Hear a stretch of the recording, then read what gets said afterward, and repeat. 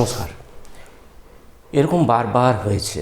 বারবার ভারত যত উন্নতির শিখরে ওঠার চেষ্টা করেছে, নিজেকে যত বিজ্ঞান থেকে শুরু করে সাহিত্য, সংস্কৃতি, তার যত সভ্যতাকে উন্নতির চেষ্টা করছে, ততবার সেখানকার মানুষ বা বাইরের মানুষ বিভিন্নভাবে তারা ভারতকে তাতে বাধা দিয়ে চলেছে।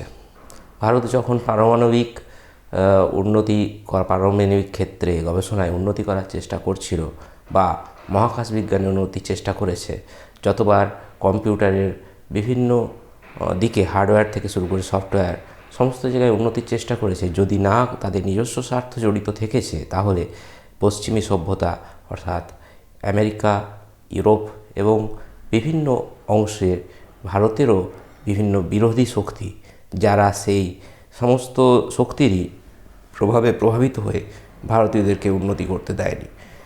এখনও বর্তমানে সেই জিনিস আমরা লক্ষ্য করছি। এই শকুনের দল যেন অপেক্ষা করে রয়েছে যে কিভাবে এই উন্নতির কর্মযজ্ঞে একটা যে কোনো খারাপ কিছু ঘটে যায় এবং তারপর তারা হামলে পড়বে এবং তারা ছিঁড়ে খেতে চাইবে, তারা নষ্ট করে দিতে চাইবে, তছনছ করে দিতে চাইবে সব কিছু। আমরা বিগত কয়েকদিনের ঘটনায় দেখতে পাচ্ছি যে গালগোটিয়া ইউনিভার্সিটি থেকে শুরু করে বাকি যে সমস্ত অন্যান্য বিভিন্ন সমস্ত জিনিস নিয়ে যে সমস্ত বিতর্কিত ব্যাপার নিয়ে খুব একটা খারাপ দিকে চলে যাচ্ছে ভারতের, বিভিন্নভাবে পরিচালিত করা হচ্ছে ভারতের মানুষকে।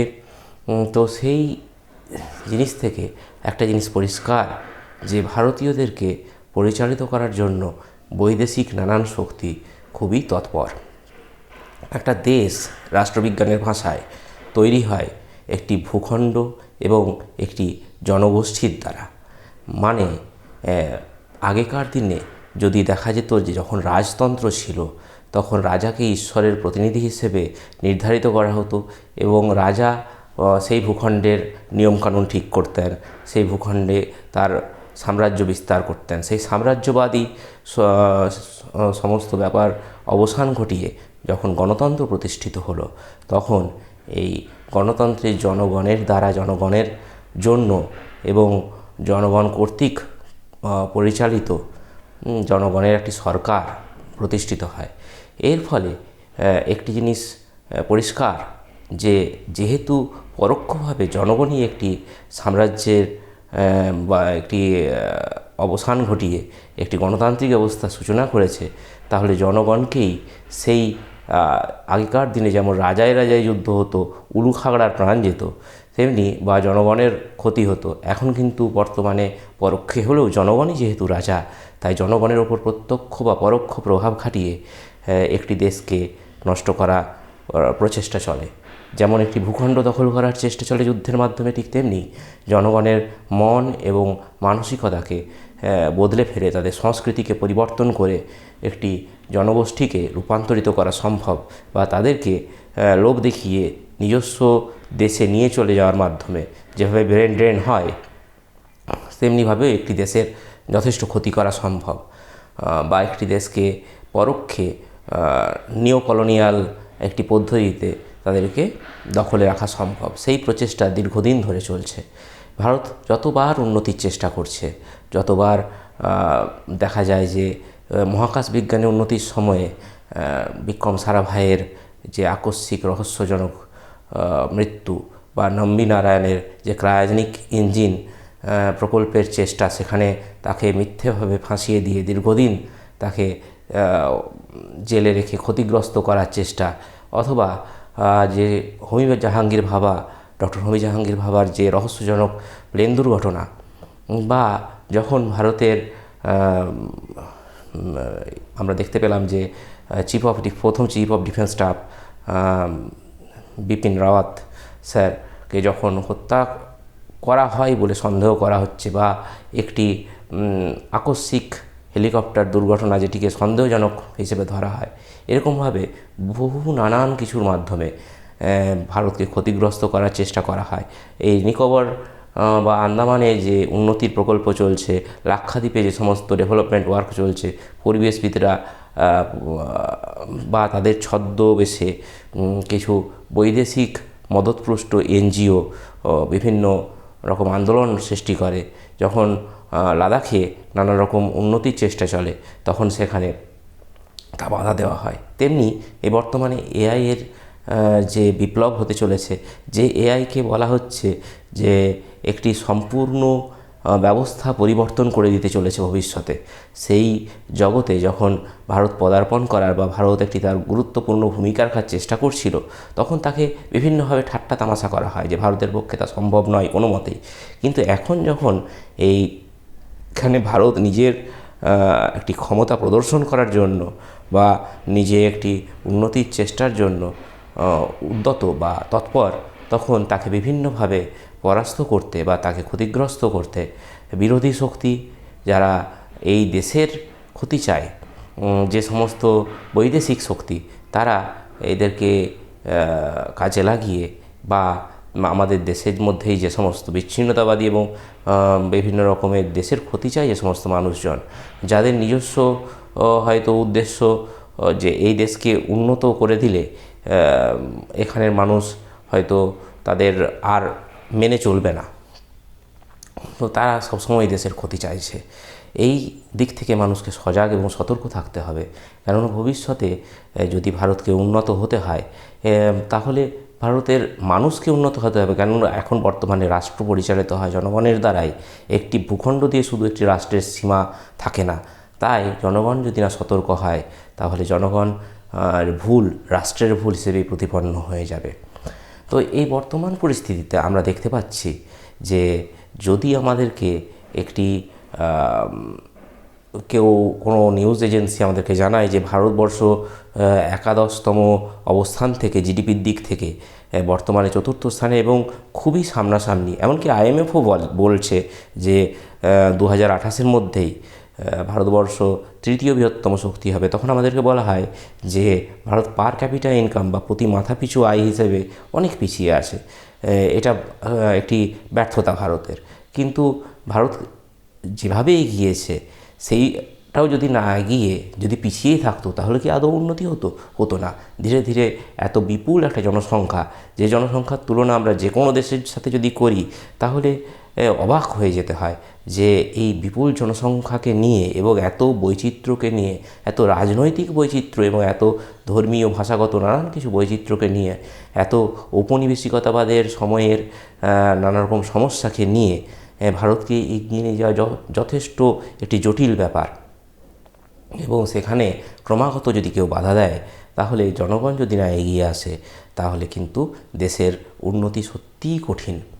এই জন্য জিওপলিটিক্সের যে মূল অধ্যায়, সেটি হলো আগে যেমন রাজায় রাজায় যুদ্ধ হতো, এখন জনগণে জনগণে ইনফরমেশন বা তথ্যমূলক যুদ্ধ একটা চলছে। এই যুদ্ধের জন্য মানুষকে প্রস্তুত হতেই হবে, এছাড়া কোনো উপায় নেই। কেননা বর্তমানে যুদ্ধের নানান রকম নতুন নতুন সামগ্রী এসে উপস্থিত হয়েছে। শুধু বিমান বা শুধু নৌবাহিনী বা শুধু সেনাবাহিনী দিয়ে আমাদের যুদ্ধ চলে না। এখন যুদ্ধ চলে মানুষের শিল্প নিয়ে, মানুষের স্বাস্থ্য নিয়ে। আমরা দেখলাম যে কোভিড-19-এর সময় কি বিপুল একটা ক্ষতি মানুষের মধ্যে আনার চেষ্টা করা হয়েছিল। মানুষের জীবনহানির থেকেও বড় কথা, সমস্ত উন্নতিকে স্তব্ধ করে দেওয়ার চেষ্টা চলেছিল। এবং তারপরে যখন দেখতে পাচ্ছি যে যখনই উন্নতির চেষ্টায় এত একটি বিপুল জনসংখ্যাকে উদ্বুদ্ধ করার জন্য নানান রকমের প্রকল্প নিয়ে আসার চেষ্টা চলছে, যেমন যাতে করে পড়াশোনা শিক্ষা ব্যবস্থা থেকে আরম্ভ করে স্বাস্থ্য সমস্ত কিছুর উন্নতি করা যায়, সমস্ত প্রকল্পে ক্রমাগত বাধা এটি জনগণকে খুব বিপদের মুখে ফেলতে পারে। কেননা যদি না আমরা সজাগ হই, আমরা যদি কোনো ভুলভাবে প্রভাবিত হই, তাহলে আমাদের কিন্তু ভবিষ্যৎ খুব সুখকর হবে না। আমরা বিভিন্ন দেশের দিকে যদি তাকাই ভারতের চারিদিকে, তাহলে দেখতে পাবো যে নেপাল থেকে শুরু করে বাংলাদেশ, পাকিস্তান, আফগানিস্তান থেকে শুরু করে শ্রীলঙ্কা, মালদ্বীপ, সমস্ত জায়গায় খুব একটা সুখকর পরিবেশ নেই। কারণ সেখানকার মানুষকে খুব সহজেই প্রভাবিত করা হয়েছে এবং তার ফল তারা ভোগ করছে। সে স্ট্রিং অফ পালসের মাধ্যমে চীনের নীতিই হোক, বা আমেরিকার ইন্দো প্যাসিফিক নীতি হোক, বা রাশিয়ার যে নীতি হোক, কেউ চায় না যে অন্য দেশ তাদের থেকে বেশি উন্নত হয়ে যাক, বিশেষ করে ভারতের মতো বিপুল একটা বাজার। কেননা আমরা জানি যে প্রথম বিশ্বযুদ্ধ এবং দ্বিতীয় বিশ্বযুদ্ধ লড়াই হয়েছিল বাজারের জন্য।